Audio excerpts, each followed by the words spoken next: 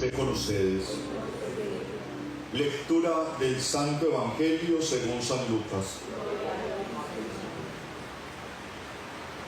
En aquel tiempo mucha gente acompañaba a Jesús y él se volvió y les dijo: si alguno viene a mí y no pospone a su padre y a su madre, a su mujer y a sus hijos, a sus hermanos y hermanas, e incluso a sí mismo, no puede ser discípulo mío. Quien no carga con su cruz y viene en pos de mí, no puede ser discípulo mío. Así, ¿quién de ustedes, si quiere construir una torre, no se sienta primero a calcular los gastos a ver si tiene para terminarla? No sea que si echa los cimientos y no puede acabarla, se pongan a burlarse de él los que le miran diciendo: este hombre empezó a construir y no pudo acabar. ¿O qué rey, si va a dar la batalla a otro rey, no se sienta primero a deliberar si con 10.000 hombres podrá salir al paso del que lo ataca con 20.000? Y si no, cuando el otro está todavía lejos, envía legados para pedir condiciones de paz. Así pues, todo aquel de entre ustedes que no renuncia a todos sus bienes no puede ser discípulo mío. Palabra del Señor. Gloria a ti, Señor Jesús.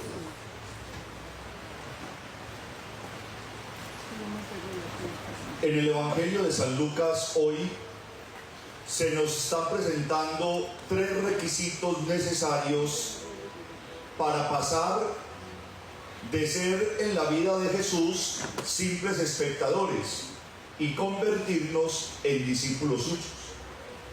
La gran multitud que sigue a Jesús es una multitud de simpatizantes, de espectadores, pero no todos son discípulos.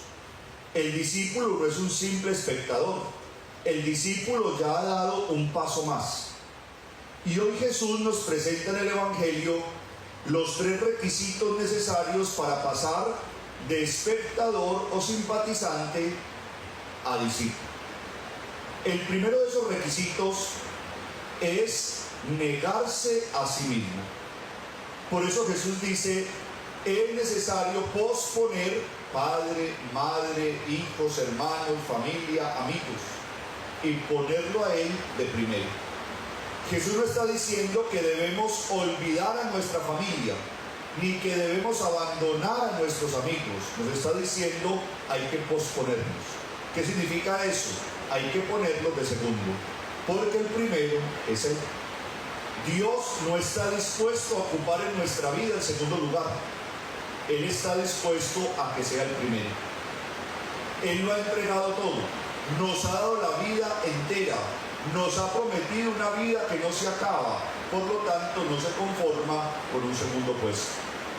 Ese negarse a sí mismo no es otra cosa que colocar a Dios en la base de la propia vida y sobre esa base construir la vida entera.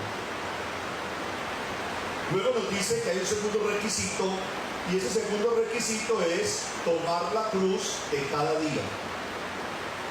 Nosotros creemos que la cruz es una persona, o es un dolor, o es una situación. Pero en verdad la cruz es la realidad de cada uno de nosotros. Tomar la cruz de cada día no es otra cosa que aceptar la propia realidad que vivimos. Y la actitud con la que miramos la realidad es el peso de la cruz. Si yo decido mirar mi propia realidad con pesimismo, con una actitud negativa, entonces el peso de mi realidad va a ser cada vez mayor. Pero si deseo mirar mi realidad con optimismo, con una actitud positiva, el peso de mi realidad va a ser cada vez más liviano. Por eso dice Jesús: tomen la cruz de cada día, asuman su propia realidad.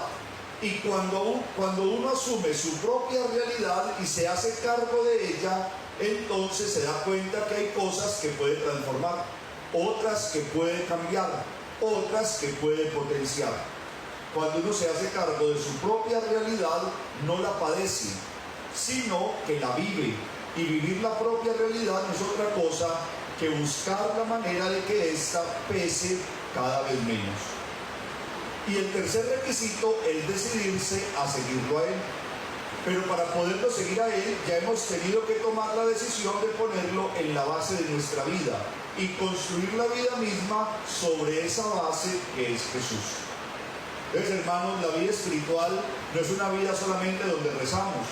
La vida espiritual es una vida donde cada encuentro con Dios transforma una parte de nosotros. Cada encuentro con Dios nos dispone para una vida llena de luz y llena de paz. Si ustedes y yo ponemos a Dios en la base de nuestra vida, Él, que es la luz, iluminará el resto de la estructura. Pero si no ponemos a Dios en la base de nuestra vida, tendremos que construir a oscuras y muchas veces corremos el riesgo de no lograrlo. Pidámosle entonces al Señor que ustedes y yo nos enamoremos tanto de Él, que seamos capaces de colocarlo de primero. Que Él no haga parte de nuestros planes de un domingo, sino que Él sea la prioridad de un domingo.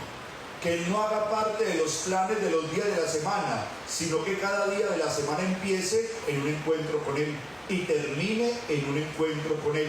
Que Él sea el primero y el más importante.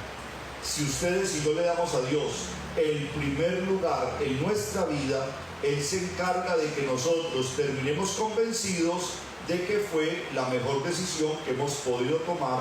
Amén.